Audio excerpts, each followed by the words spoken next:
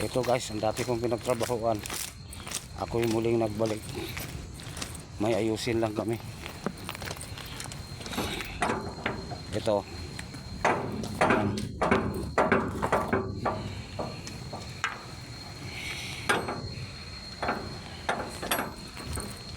Ayan, kinukuha ko lang yung gamit ito.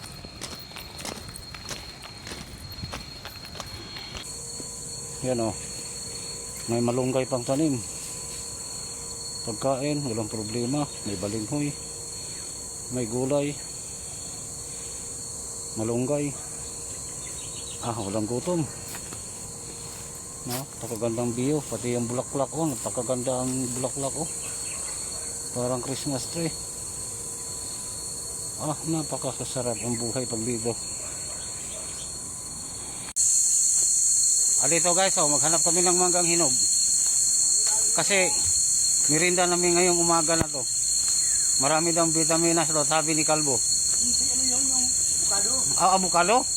Akala ko yung mangga. Avocado. Avocado pala? Wala mga avocado ito, mangga naman to eh. Oo. May bunga ba? Okay, kung may bunga. Alam, mga bulok naman niya sa akong mangga na to. Hinog oh. Sobrang lambot naman eh. Okay na to.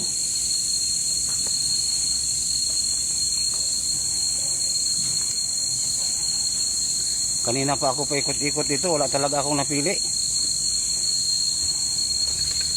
Malas ko naman. Ito kaya. Ito okay, nakapili na ako.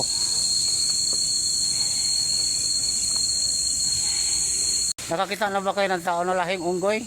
Ngayon, mayroon oh, sobrang laki oh. Kakakita ko sa inyo oh, laking unggoy. Magaling umakyat sa puno ng kahoy. Ay, puno pala ng mangga. Panuorin ninyo. Di ba? Ganyan naman talaga ang unggoy ah. Okay lang maliliit, buti na lang may lahing unggoy tayong kasama. Kung wala, di makuha yan. Pwede pa naman pag dami-damihan mo. Kasi masarap yung mangga na yan. Bagay ako malaki. Ito malaki, asan ang malaki? Ito, para sa'yo. Ito ang malaki para sa lahing unggoy. Diba, napakalaki oh. Sa akin yung maliit lang. Sa akin napakaliit lang sa akin oh.